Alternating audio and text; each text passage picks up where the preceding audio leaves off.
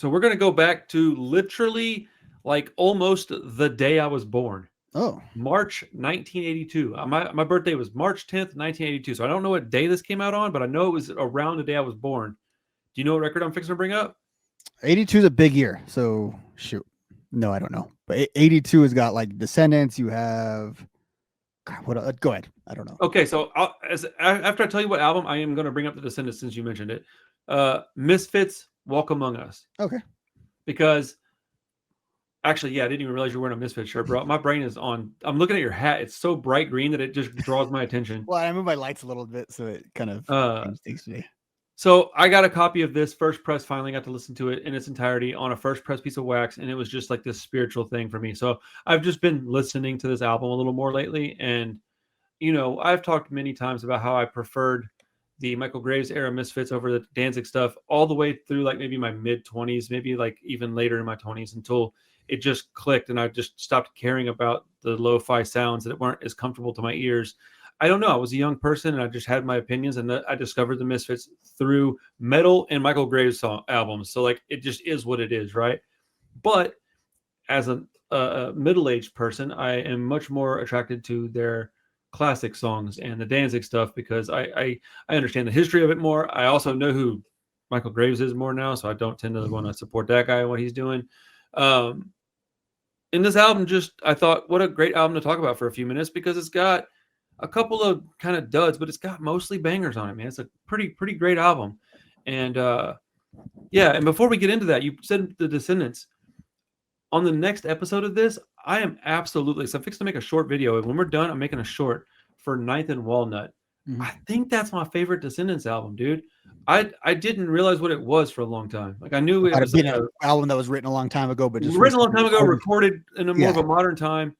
It's exactly what I want. I want those old songs recorded with modern production, and I got it. And I'm like, whoa. So I listened to it today twice all the way through, bro. I jammed the shit out of that record today. It is so good, man. So shout out Descendants. That album was fun, dude. I think that album needs a little more love. So I'm gonna do a little short being like, yo, you like these Descendants records and Circle Jerks? Well, check this record out because that's what it sounds like. But yeah, back to Misfits. Walk Among Us, March of 82. Let's start with the worst song because I feel like it's kind of easy. Do you know what song I'm going with here? No, I am just racking my brain to figure this out. Nike A Go-Go.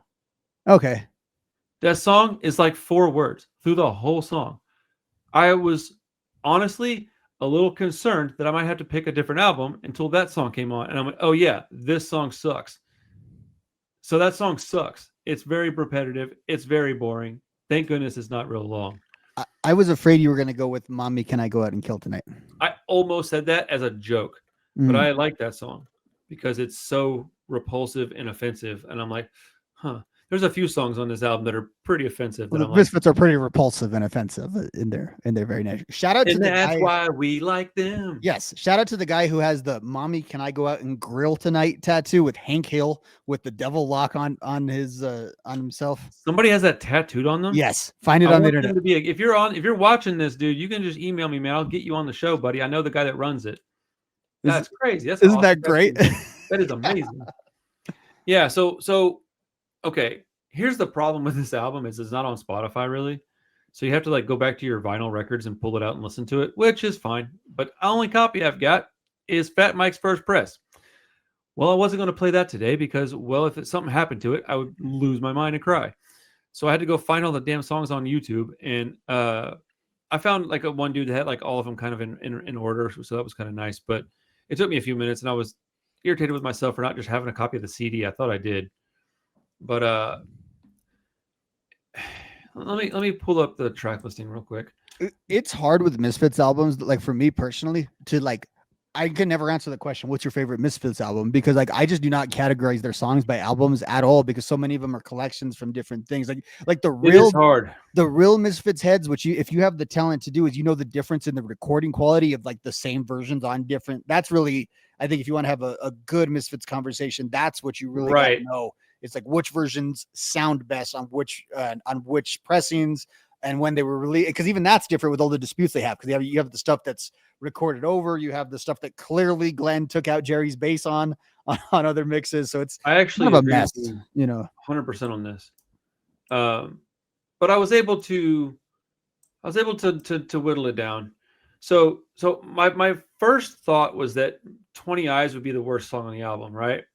It's the only one that is a good song. I like it, but I just it's whatever.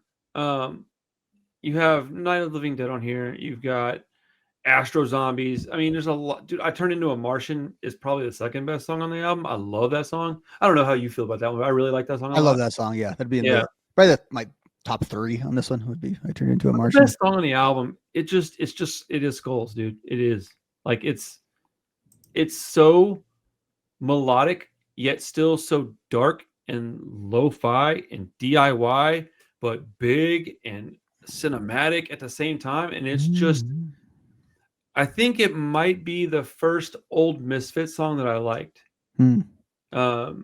They also had a couple on here that, let's see, had a couple that I wasn't like a super fan of, but on like other subsequent listens, you know, I really like the whole album. But like, I also want to bring up All Hell Breaks Loose because I think that's my second favorite song on the album, actually. Because I heard that via Metallica, and I was a young kid and I didn't understand that it was a cover song. I just liked it. And then when I was at a friend's house and because we talked about how Megadeth introduced me to the Sex Pistols, and Metallica introduced me to the Misfits. I think I was brought into punk via metal, thrash metal specifically. All Hell Breaks Loose is really good, man. And I can understand how you take that song and turn it into a metal song. It fits perfectly. But Skulls has all like the melody and the pretty sounds and like also like the horror movie aesthetic, and it's a pretty perfect song. Skulls is a pretty great track, man.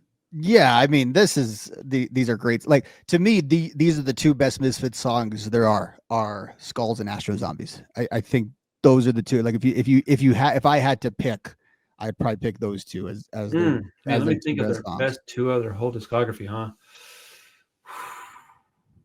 Man, Skulls is up there. Astro Zombies may not be that high for me.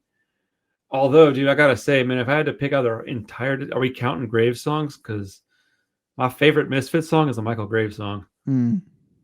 So it is what it is, bro. I'm not going to even go into that further, but I can't help it. It is what it is. Hold on. Let me look at their track listing real quick.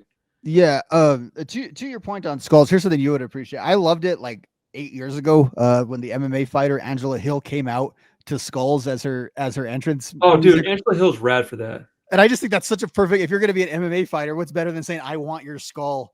I need your skull. Oh, I'm an idiot, dude. Hybrid Moments is probably their best song. Okay. That would be the other one in the mix with. Yeah. Hybrid. I was like, what song am I not thinking of right now? It's Hybrid Moments. But I think, okay. So, is it Dig Up Her Bones? I think that's probably my favorite song by them. That's the Graves era single. Yeah. When I was a kid, that's the first album that I got by them. And that's the first song that I was like, dude, this shit is awesome. And it was all like the video was real corny and bad. And I liked it. And I just saw a video recently of Michael Graves performing that song in a small club. And I put a comment. I think I even reposted it. And I was like, dude, because it was like jam-packed with people. And they were like crowd surfing and jumping. And everybody was singing the chorus. It was so fun looking, man. And I put, dude, this for $40 beats $150 nosebleeds for Misfits with Danzig all day. And I think that might be a controversial statement to anybody that's not a fan of like real punk rock when you want to go to a club and see a band play in a small setting. So it depends on who you are. I think metal fans and then like diehard Misfits fans will probably disagree with that. And that's totally acceptable. I don't care, whatever. But like, man, I would love to see any of these guys play in any kind of small club. And that includes Graves. I would love to see him play the 2 albums that he put out in a small club, dude. That guy's vocals were awesome, man. And those songs were great. It sucks that he sucks. It's unfortunate, man. And dude, Danzig sucks too on just different categories. But yeah, man, Walk Among Us I hate that these guys are like people that I don't think I'd like much. Well, okay, the 2 frontmen, right? I think everybody else is probably fine. I don't know them very well. I don't know much about them. I'm a late stage Misfits guy. I didn't get into Misfits until I was much older. Like I got into their later stuff.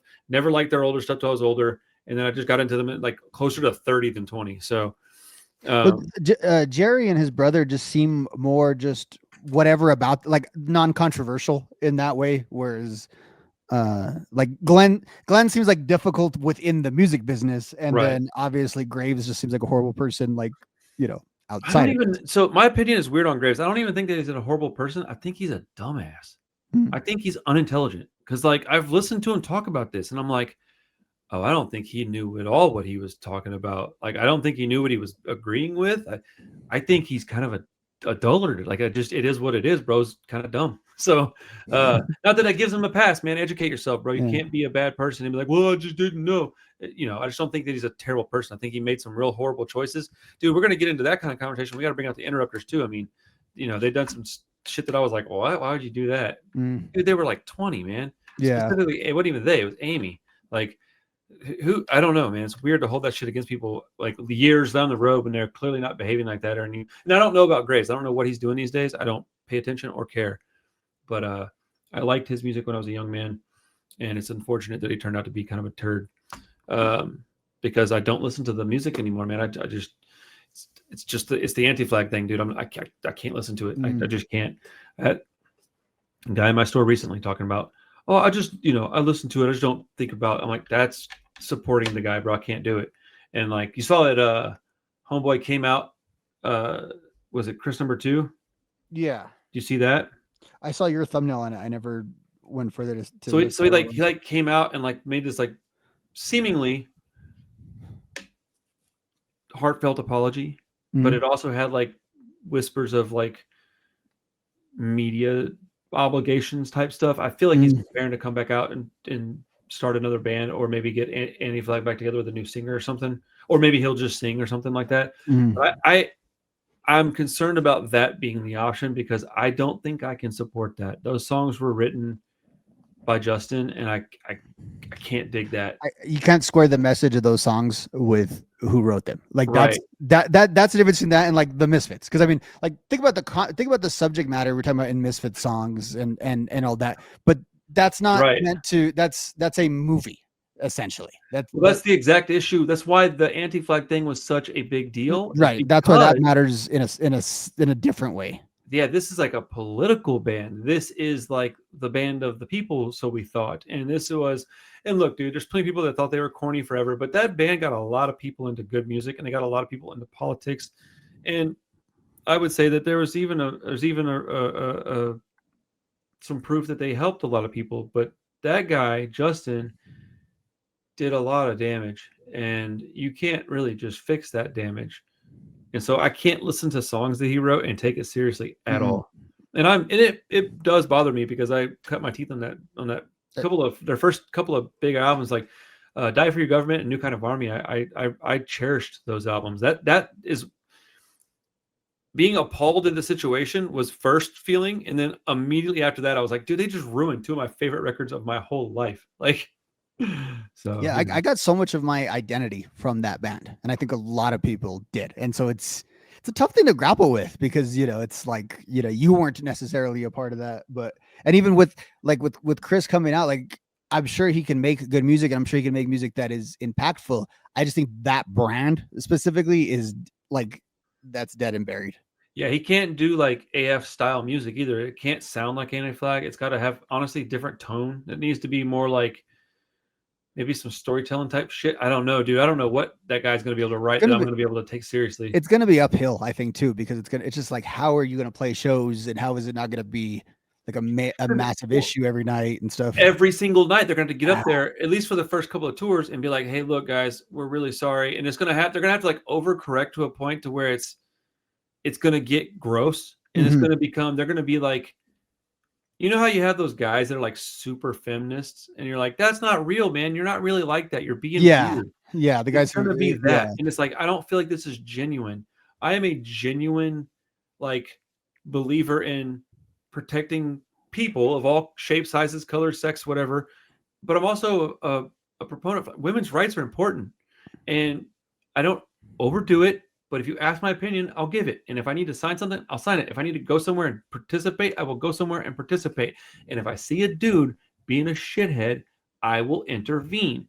But I don't have to get up and talk about it on stage all the time. I don't have to bring it up on the channel very often. It's not it's just my behavior shows who I am, my actions. So it's going to become. I feel like they're gonna. I feel like it's impossible. Honestly, it's going to become gross, and people are going to just roll their eyes and move on. And I honestly kind of feel bad for him because I don't feel Yeah. that he was complicit in all that stuff. I don't think that they were.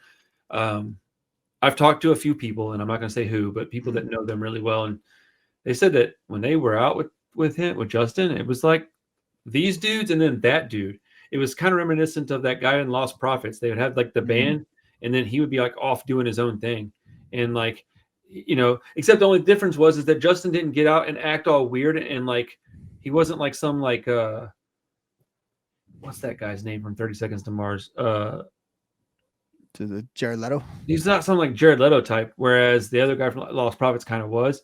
And so I think Anti-Flag dude might have been sober too. So he was like, maybe, I can't remember. I don't know.